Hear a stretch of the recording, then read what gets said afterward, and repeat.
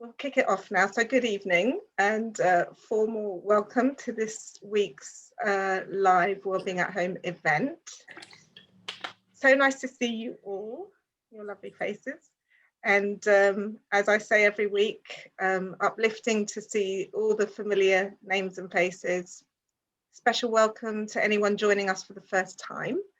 I really hope you enjoy your first event with us, and you find it useful and informative, and that you come back to join us for future events.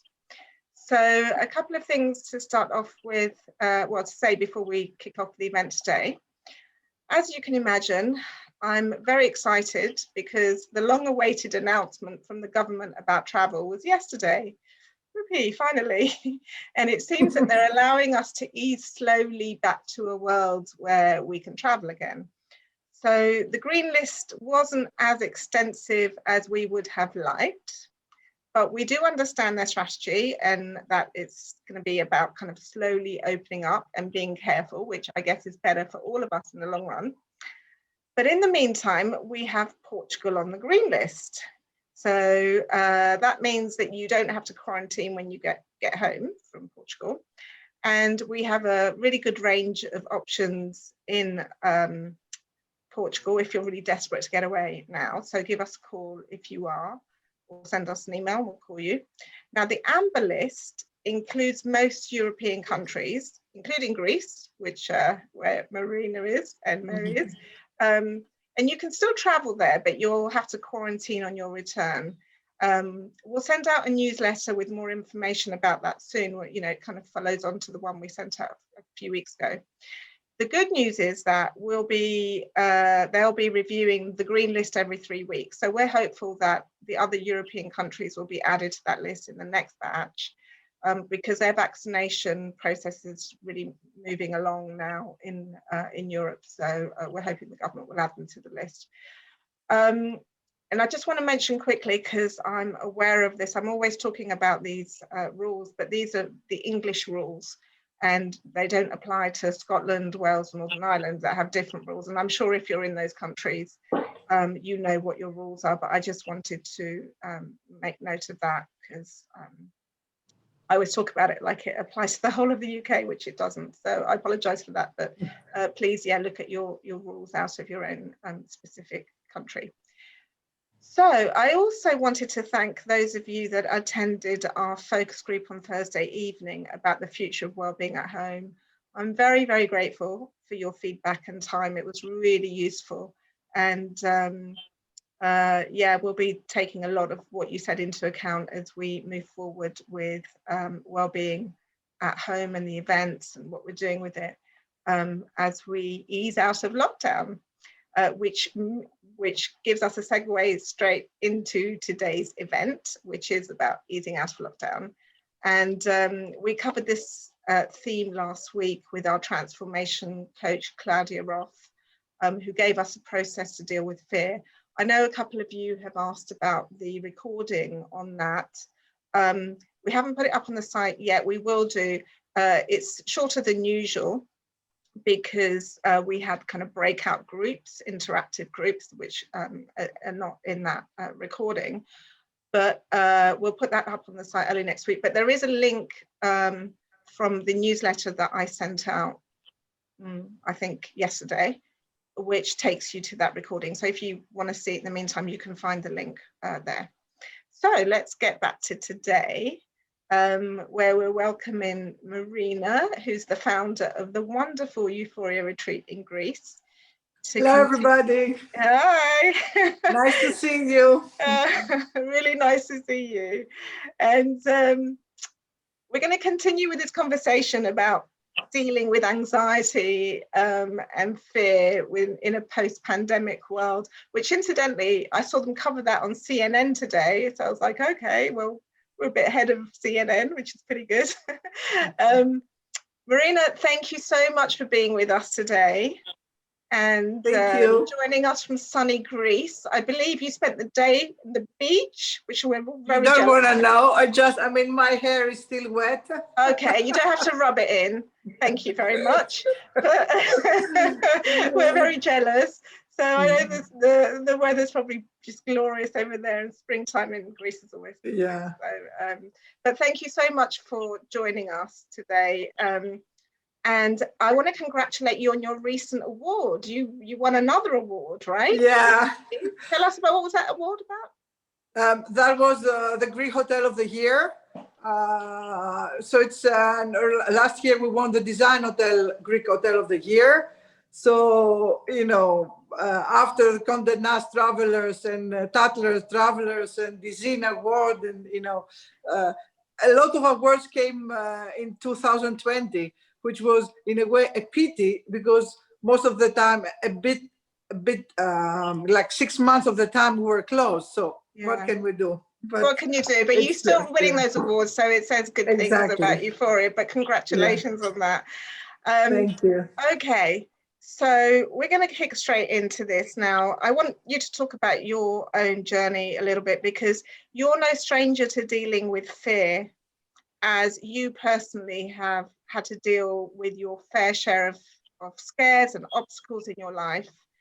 And that led you to create Euphoria, right? So if you could just tell everybody here a little bit about your story and why you created. So, you know, I will make it, you know, a short summary. I used to work in the banking sector, a very high-paced work, and I was just married, and really I had a good life, you know, good family, you know, happy about my life. And when I was 29 years old, I had a really scary diagnosis of cancer, non-Hodgkin's lymphoma, with less than 20-25% survival rate. And I decided that at that time to go to New York to do an experimental chemotherapy. I was not into alternative therapies, but even I wouldn't have really the choice, because the tumor was growing so fast, so aggressive, that within 2 weeks I couldn't breathe and I was in oxygen. I did the chemotherapy, and as you see, I'm still here. And for me, a lot of things have changed then. I felt a lot of love from my family, from friends, but most of all, something that probably came from other lifetimes kicked in me. So I would start doing some own healing. My tumor was here, so I would put my hands here, and I would imagine the good cells fighting off the bad cells. So even when I vomited after chemo, I would say, okay, the bad cells are leaving the body. So I started doing these visualizations. And at the same time, I had some questions. Why did I get the cancer? And it was not that I felt guilty or I felt angry at God, but I just was curious. And I knew since then that there was a reason. Obviously, when you are in fear, and I was in fear, you know, because my life was threatened, it was not easy to give an answer. But even more importantly, when I came home and the first phase went so well, I was in remission, I started wondering. And as the time passed, and I didn't, you know, because the first 2 years were extremely dangerous to get sick again, I will start wondering why my life was saved. And that was, in a way, more interesting question, because the one was relating to the past, what in my life was not in balance, but what was most important is, what do I have to do to acknowledge and to honor this gift of life? And that was a question, again, hovering in my mind. It's not that you get a complete answer, but you leave with this question in your mind, and you start finding signs that would gonna lead you to an answer, to a possible answer. So at that time, I went back into banking, and I started my own business with 2 friends of mine. And we were the success stories of the 90s in Greece. At that time, that was pre-crisis Greece. Our company went public. I was the first female CEO of a bank. In 2000, I was awarded Business Person of the Year, and still I was not even 40. So that was, you know, a good life, but I felt that that was not the reason why I'm alive. I was enjoying it, I was learning, I had a fast-paced life, but I already started detoxing. I already started doing yoga, and I started doing some meditation. And it was then I went to Golden Door, to Golden Door in the United States. And when I was there, I said, that's what I'm going to do next in my life. So at that moment, a first answer came that having the past that I had, having lived a past life, and from fear to optimism to being in this banking world, which has a lot of greed and trying to be out of it, I felt that I would like to help people that were going through similar phases with me. And I also wanted to do something in my homeland, in Greece, honoring the tradition, the ancient healing tradition of Hippocratic and the philosophers, but also the current way of Greeks that are living, that they have this zest for life. And that was a part that really helped me go out of my fear. And this become quite relevant now, because again, we had to face fear for our health, which is, for me, it's the most important fear for our loved ones. And at the same time, we realized, which is something that I realized early on, that in the face of fear, we're alone. And COVID is, for those of us, for the loved ones that got sick, we know that it's a process that you go alone. Either you are in isolation, in quarantine at home, or at the hospital, you are alone. And for me, I had early on realized, although I felt so much love and so much support, that in the real difficult times of your life, you're alone. So for me, I knew that, and I could speak to persons that were going through COVID, like, my sister and my brother-in-law, my niece. I had people in my family that went through COVID, and I knew what they were going through, because it's you and your health, your faith, God, spiritual. So for me, that was something that I understood. And it's not that it didn't make me feel afraid, but it made me remember that we all have huge resources that when we are there, we can call upon. So I saw, especially this winter, that was quite tough. I had to go back to these resources. And also, it was the fact that Euphoria, we had to close for such a long time. We closed in November, and we didn't know when we opened. And each time we would plan again. So it was uncertainty and fear that we have to deal with. So I don't know. I mean, maybe I've talked too much. You've been no. There's a lot there. You've covered a lot there in one sentence, in Greek style. I love it. But but there is, I just want to take you back, because when when you had your cancer and then you did your experimental treatment, and you then went off and went on your own healing journey, right? So you went to China, you studied Chinese medicine, and you studied energy healing as well, didn't you, in the States? That was the second phase. First I started, we started this banking business. Yeah. So for the first 10 years, I went back to banking, but in a different way. And it was my first attempt of conscious capitalism, because although we were in the banking, we gave 10% of our profits to various sources, and we made a big part of our employees shareholders. So in a way, it was my first attempt in conscious capitalism. At the same time, the healing journey started in order to detox. So I started going to places to detox myself, and doing juice fast, doing Mercure, doing whatever modalities I would find. I would just test on me in order to get rid of the chemo. I've got to tell everyone, sorry, just to cut in there, Marina was one of our first clients at Wellbeing Escapes. Yeah. And it's such a small world, because we started, what, 15 years, 16 years ago, 15, Yeah. almost 16. And I remember seeing this name pop up, and I was like, who is this lady? She was going all over the place, like to Chiba Som and all these world leading retreats. And then all these years later, she started Euphoria. It's a lovely story. Sorry, I just wanted to, so you went around, yeah. So that was because after 2001, we sold the business.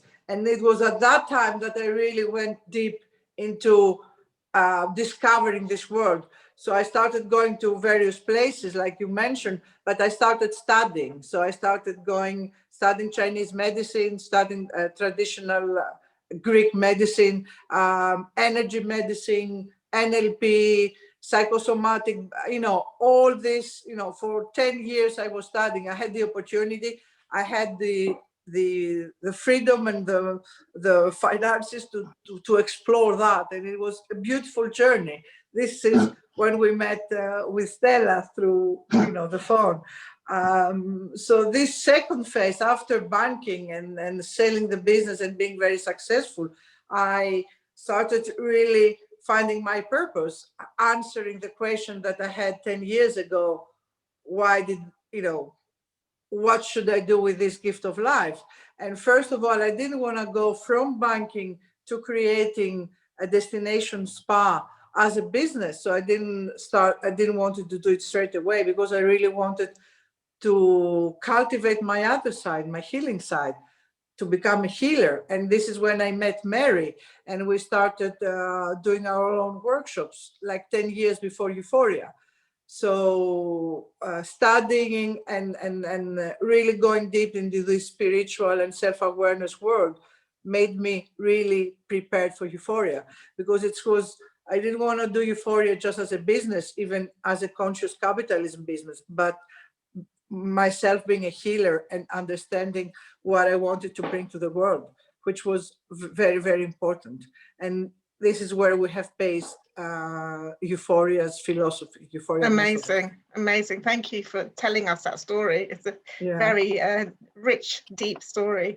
Now, you touched on this as well. So during this time, it could not have been easy for you. I mean, to run, Euphoria's been going for a couple of years now, but it's quite a big concern. And so I can imagine what you've been through. I mean, I've had a business through this time as well, and it's put a lot of pressure on me, but my business is small compared to yours.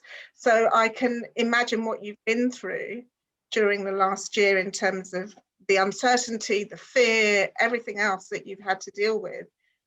What did you do to overcome that fear during this time? First of all, I mean, there were the two phases. Last year, when we reopened, at that time, it was even more difficult for me, because a part of me was angry with the situation. It was not so much the fear, it was the anger that Euphoria was really starting to take off. We were being successful, everything was falling in place, and we had to close. And when we had to reopen, we had to lay off people, and that was something that I couldn't deal with. So I was angry at the pandemic and depressed at the fact that we had to lay off people. And I remember last year, this time I would wake up every day crying, and I really didn't want to go through that. And I accepted and asked for help. And so the team of Euphoria, especially our general manager, when I was really, really down, but I just let myself feel what I have to feel. I could not pretend to be something else that I was not. I was not, at that time, I was not the inspirational person that I know myself and I expect myself to be. So I understood. I said, guys, this is where I am. I'm sorry. I have to take time to heal myself and bring other people, that could do what I had to do. So a couple of months last year, it retrieved. And then again, it took off. And when we closed again in November,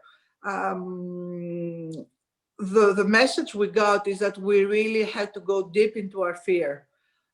It was winter. The winter is the water time. Water time has to do with fear. So we really had to go deep into that and be able to go as much into lethargy to non-doing and just being with this fear. And this is what I did. So you accepted that emotion, basically. And this is, Claudia covered this last week as well, around when you have to recognize that fear and not push it aside and know that it's there and accept it and work through it, right? So what did you do to work through it? You just allowed yourself to feel it. I just allowed. Were you ever scared that it would take you over? No. Because you know your own strength.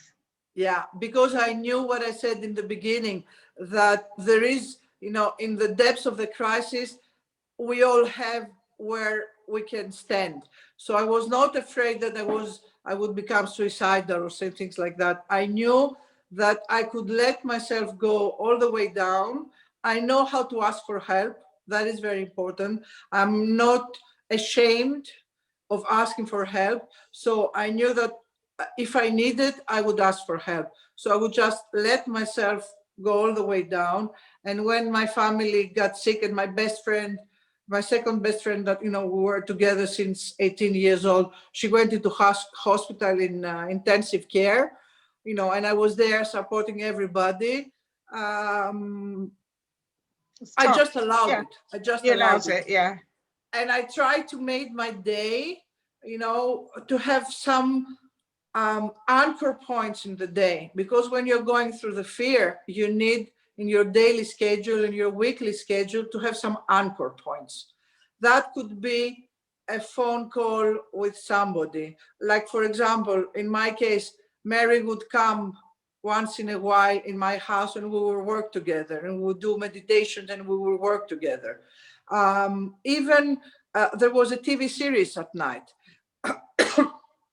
And I was waiting for that time to see it. So I would put little routines in my day that would be my anchors, that would give me some kind of pleasure and some kind of focus. Because what happens is it's not just fear, it becomes amorphic. It becomes like congelated, all becomes one. And this is even more difficult because it's very difficult to keep your optimism and your individuality when all becomes one mass. Right. So you had to find your anchors and things that you knew that you would do every day at maybe at the same time or whatever to keep you rooted and grounded at that time. Yeah.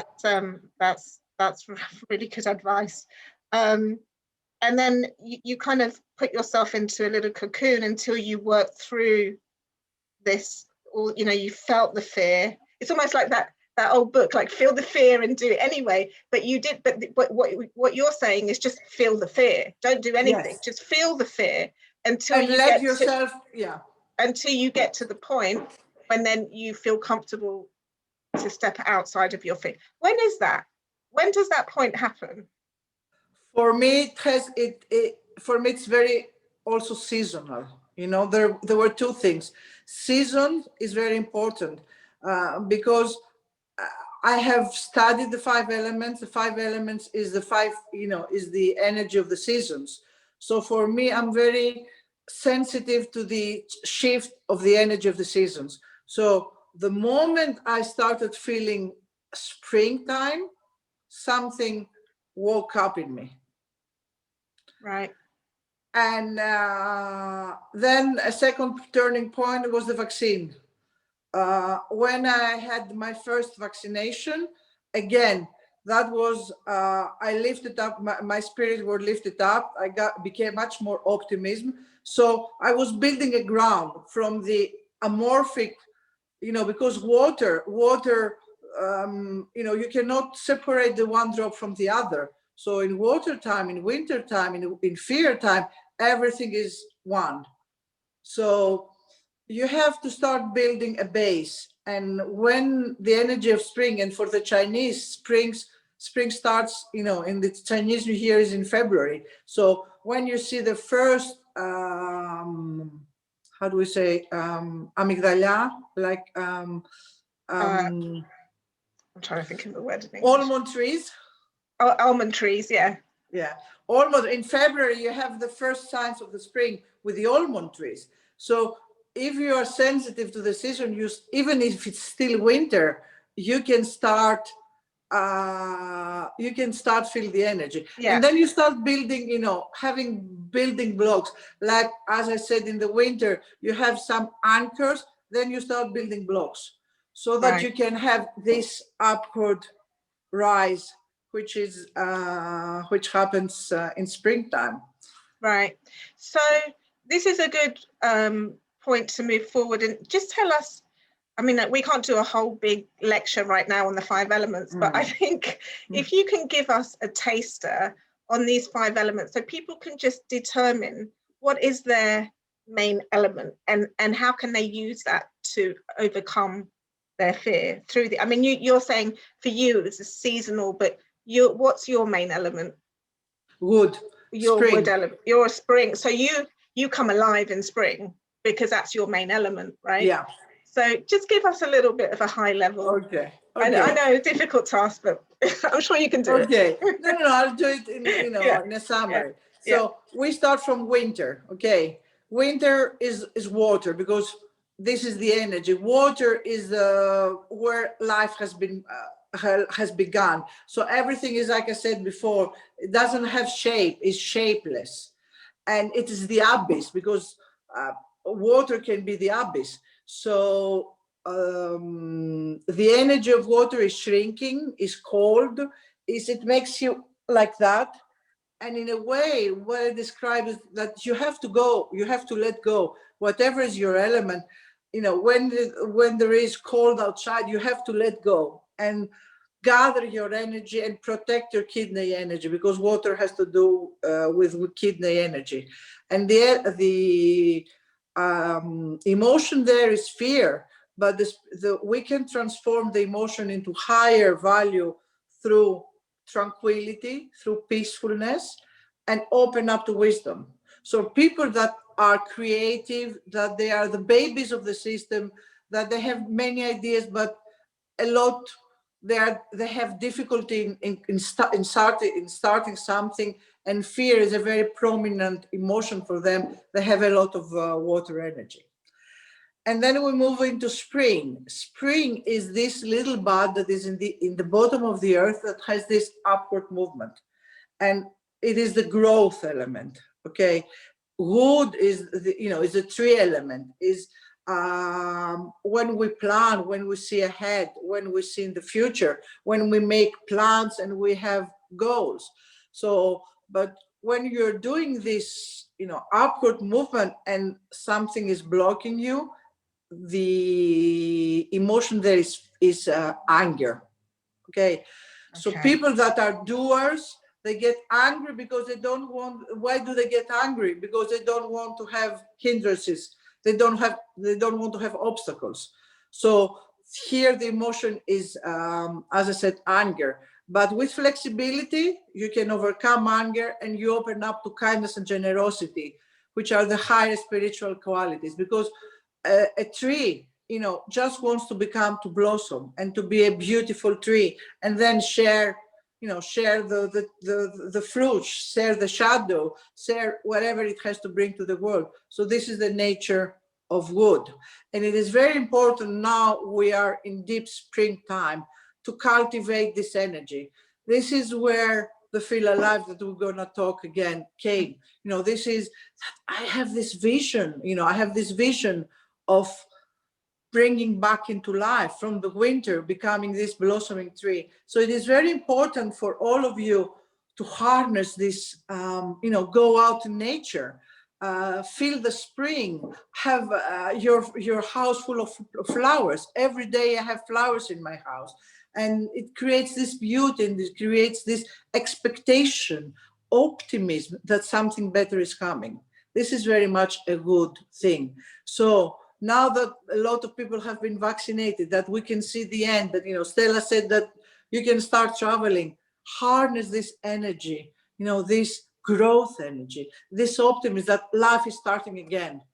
And we are able to plan, even if we're not able to fulfill our plans, but we can plan again. We can open our eyes and go out of the apartment and see the, beautiful nature and get inspired and get this, upward movement.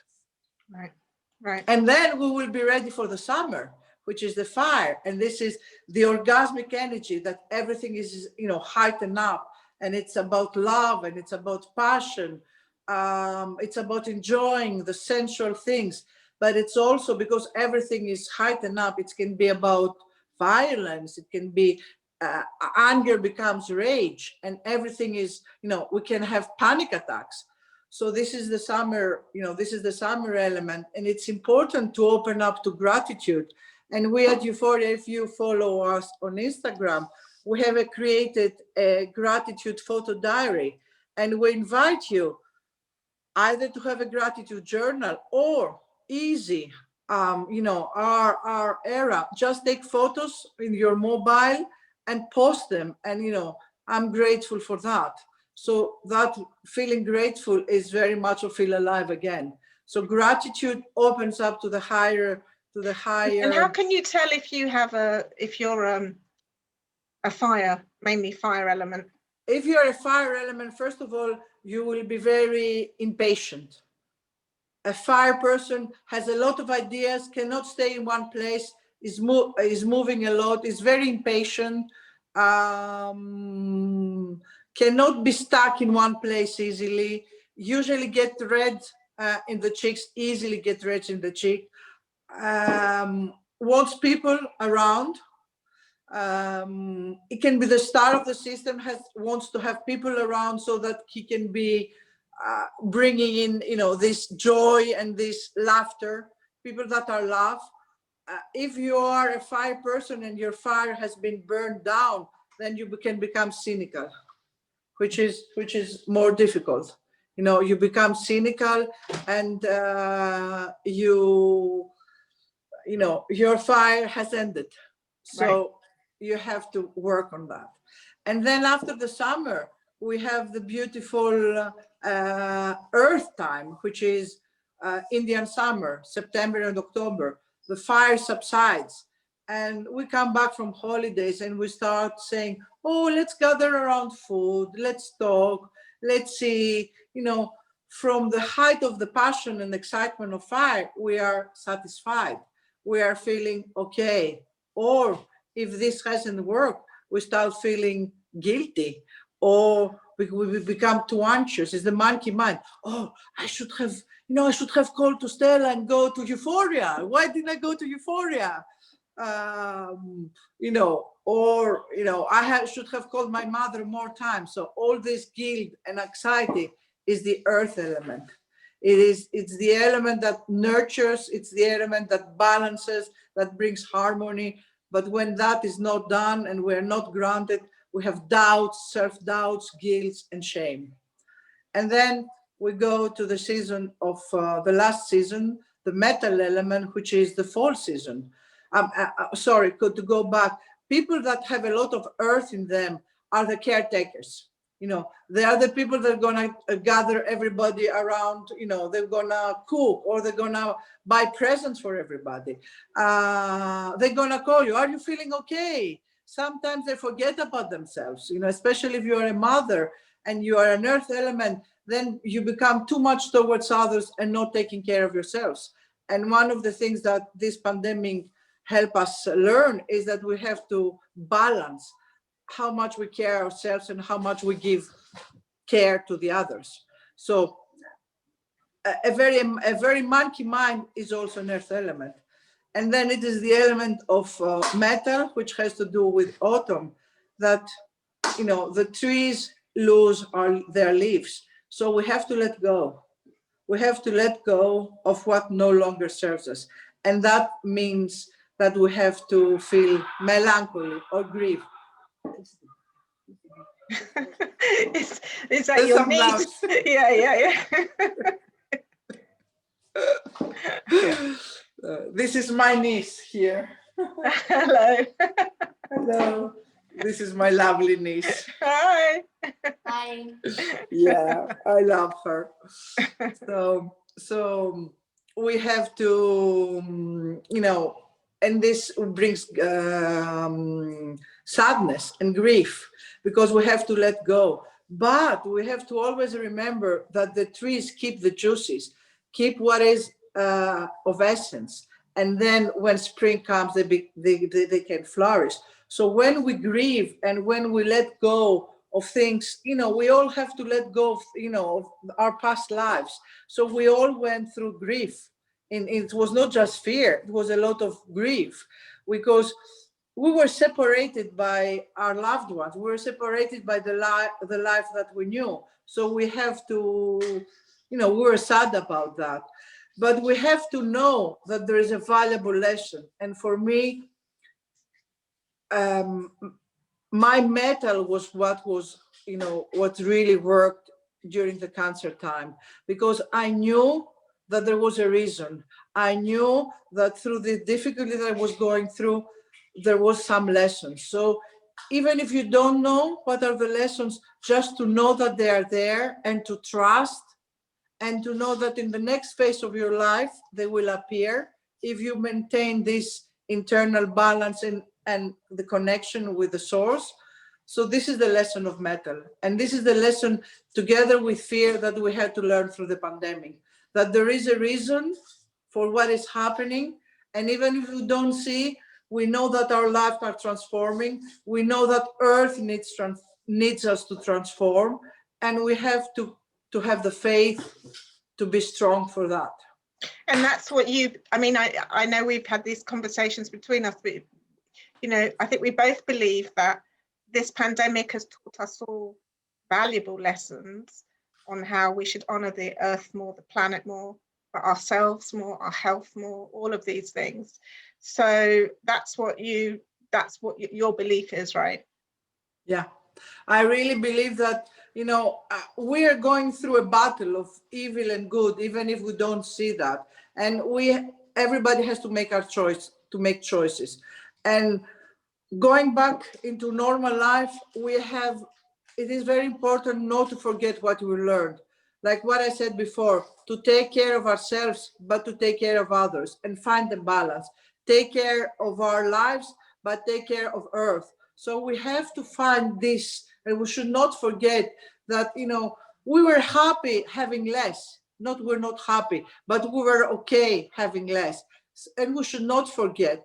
We should not forget and be the greedy persons that society asks us to be. One thing, an important lesson of the pandemic is that greed is not recipe for happiness.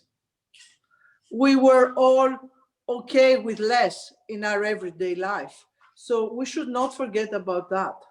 Yeah, that's interesting. A former banker says that. It's interesting. Yes. But you've seen all angles, haven't you? So let's talk about the Feel Alive concept that you've created, you and the team have created at Euphoria. And I love that name, because it really does signify us coming out of the pandemic. I think during the pandemic, it's almost like we all retreated and we all went within ourselves, and some of us really needed that, but it's very easy to get kind of stuck in that as well.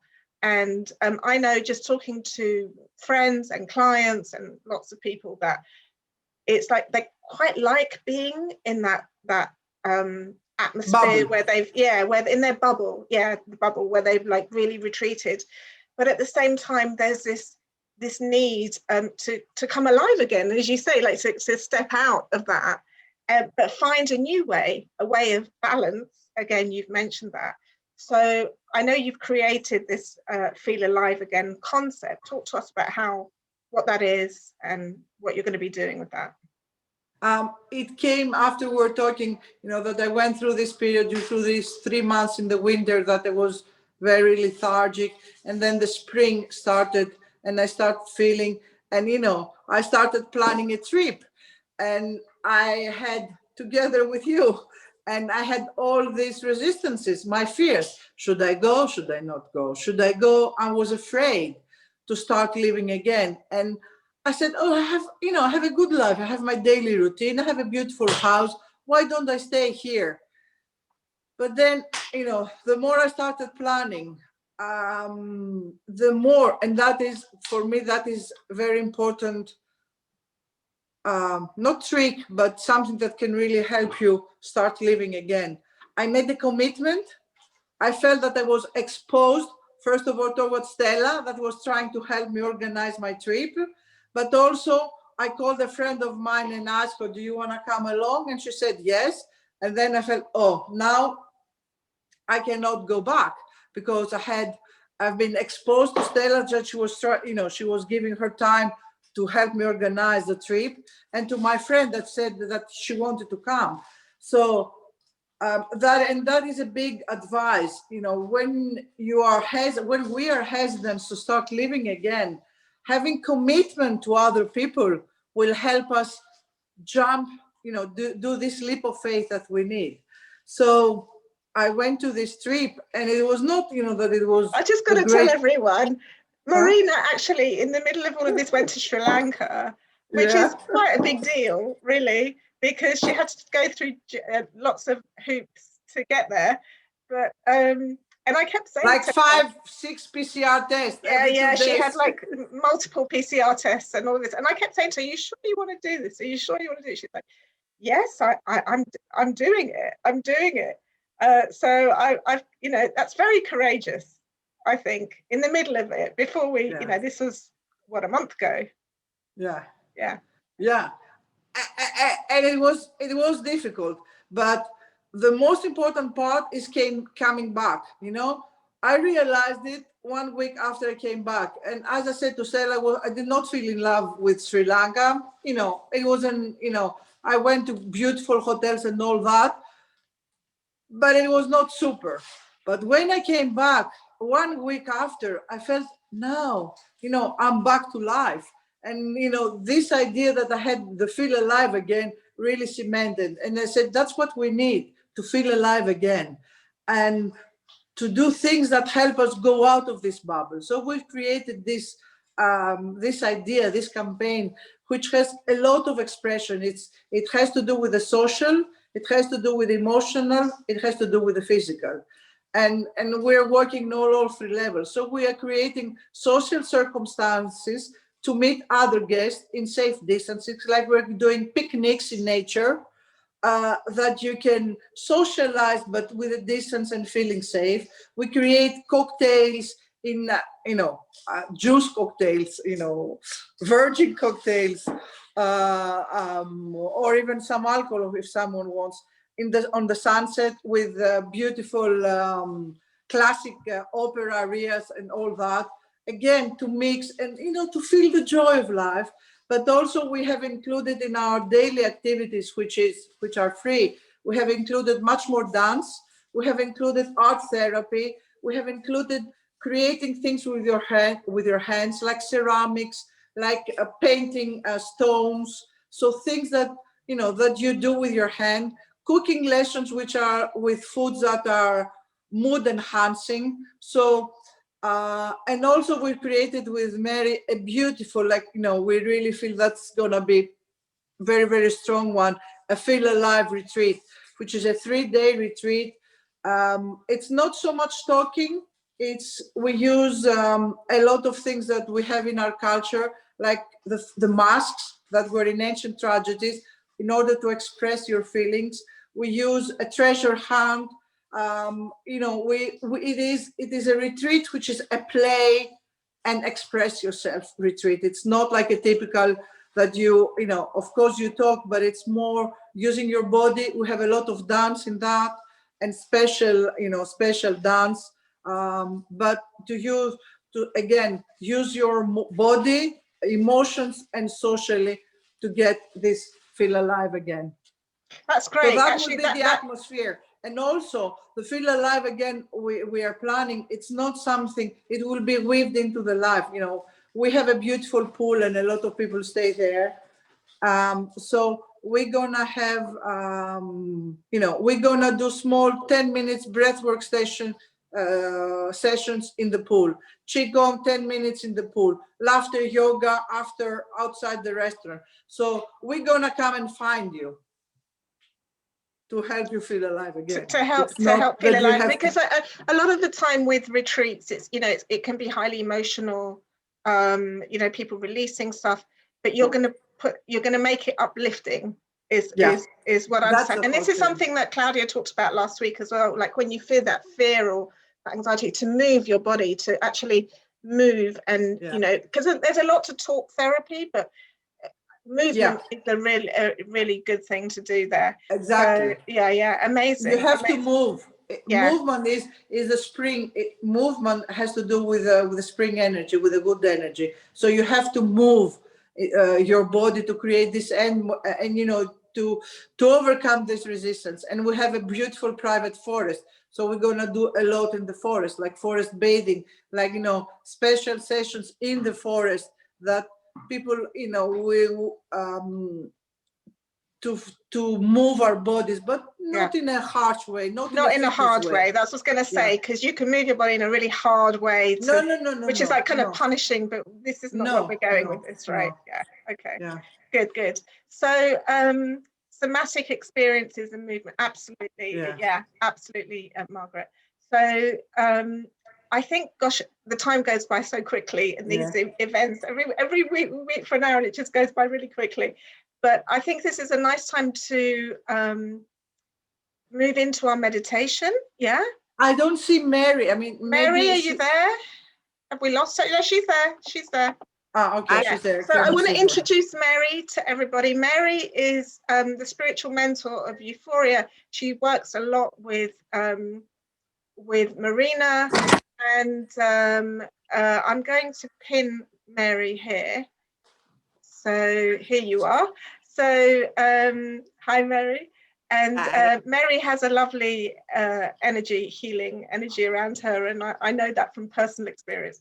So Mary, if you can guide us into a beautiful meditation to end our event, I would appreciate it. Thank you.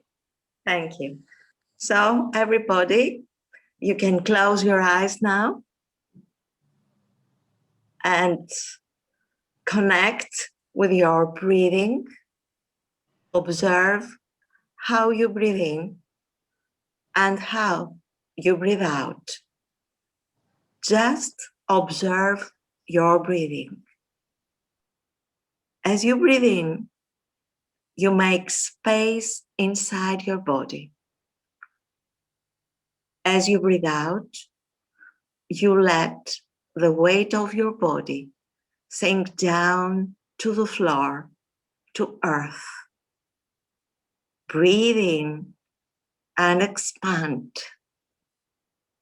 Breathe out and relax. Feel the relaxation inside your bones. Feel the relaxation inside your joints, your muscles, your nerves. Just relax. Being contacted with your breathing. Keep this connection. Let your breathing become deeper. Feel the air coming inside your body, through your nose, through your nostrils, and feel your abdomen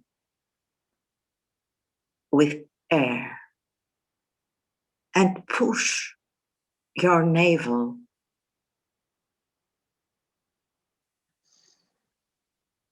And then when you are exhaling, push your navel back towards your spine.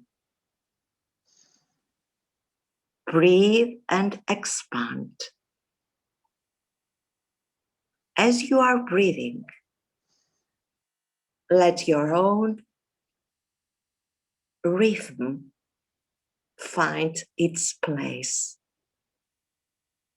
And now you can imagine that there is a star above your head, your own star, a shining star, which sends its light only to you. And this light descends towards you like a waterfall of light and spirals around your head and face, neck and throat, the whole body of yours, from your shoulders and shoulder blades down to the fingers of your hands and the toes of your feet. Now the whole body of yours is inside a sphere of light, and there is movement and brightness inside this light. And now you can see with your inner eyes how bright, how shining this light is. And you can see a lot of colors. The blue light enters inside your body and moves inside your kidneys to the back side, to your middle back, shaping small shapes of 8 inside your kidneys. It's the way the energy moves. The light, the blue light, is bright and transparent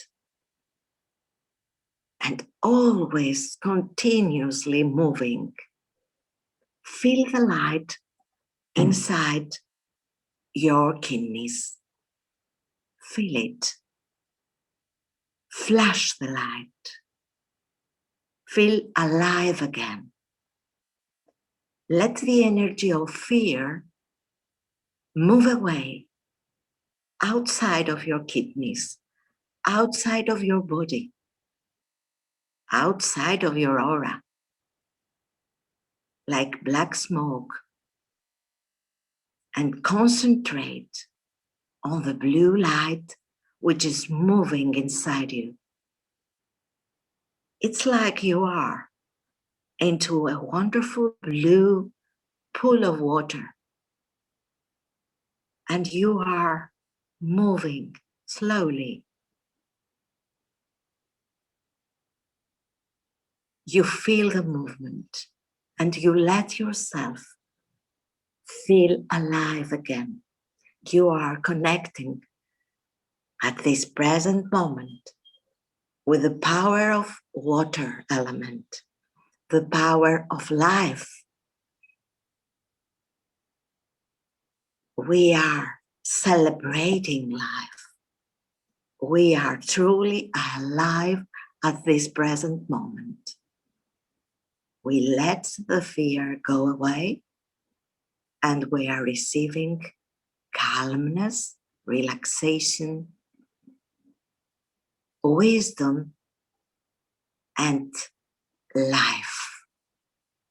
Health and life is entering at this present moment inside our body, inside our bones.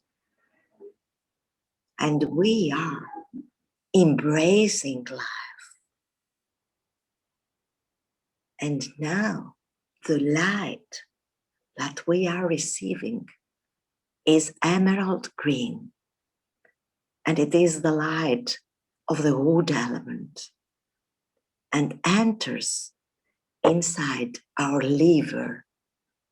This organ is to the right side of our body, underneath our rib cage. Spread the light there. Receive the light.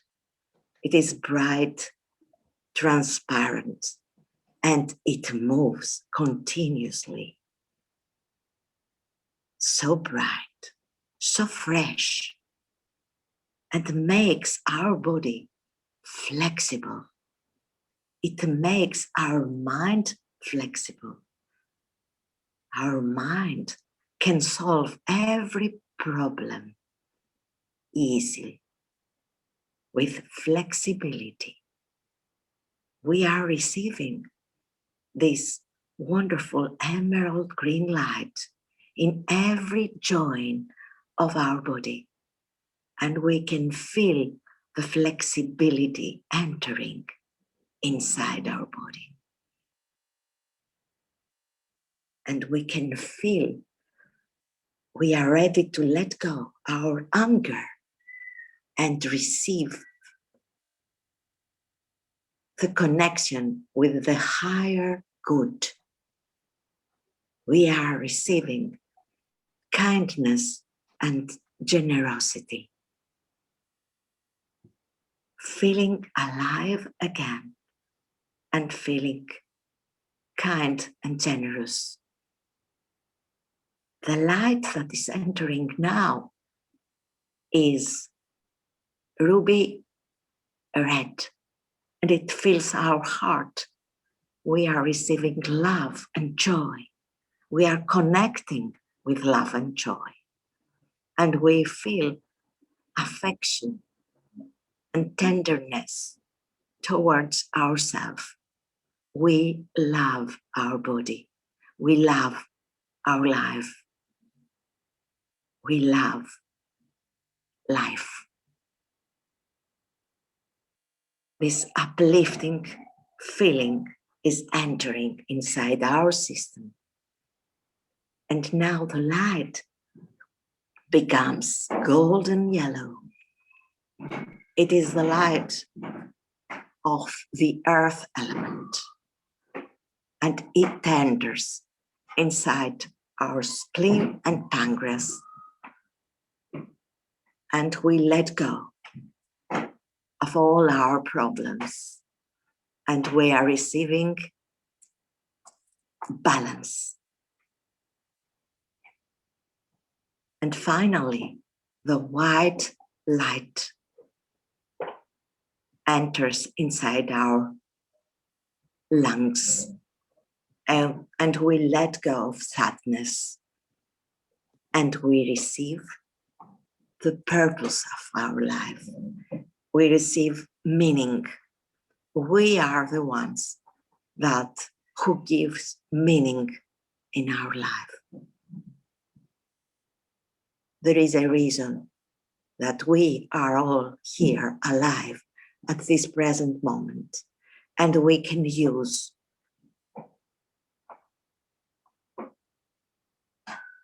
our gifts, the gifts that we are born with, to take care of ourselves and the others and move into life really happy, really full of life, full of love and joy.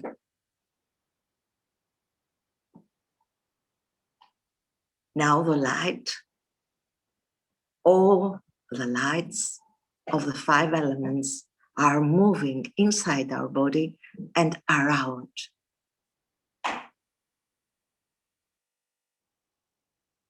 And we can feel our own lovable self alive again.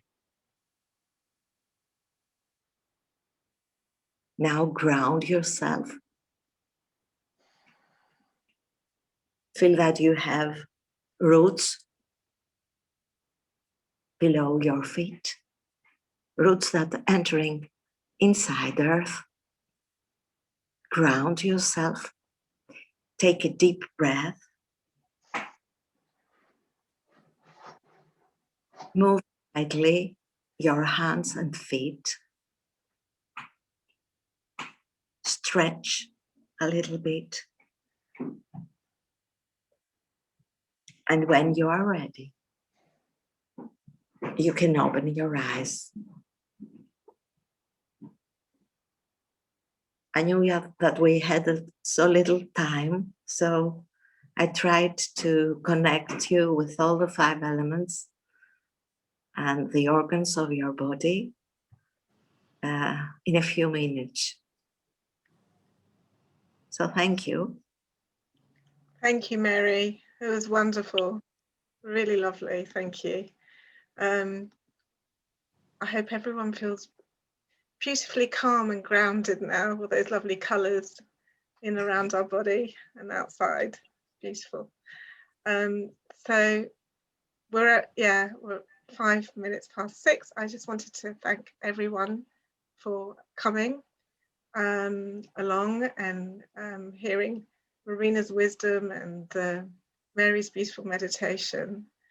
And Marina, thank you so much for sharing and being so open about everything. You know, I think it's good to hear people's personal stories because we can relate, you know, to certain elements of everyone's story. So it was wonderful to have your openness. Thank you. And Mary, again, thank you for your beautiful meditation. Oh, I could listen to you all night. I could sit here listening to your voice all night in this beautiful atmosphere. Everybody have a wonderful week ahead. And next week, our session is on aromatherapy. We have an aromatherapist joining us, and we'll be talking about oils to help actually with emotions again and stress. So that will be a nice one to come to. Yeah, wishing you all a wonderful week ahead. Send us sunshine, please, from Greece, because we really need it. We really need it. And if anyone's interested in going to Euphoria, I think you're opening at the end of May, right? 26th of May. Yeah. 26th of May. So if anyone's interested in going to Euphoria, let us know. They've got amazing programs, different programs, and also the Feel Alive Again campaign. So yeah, good to see you all, and see you all next week. Bye.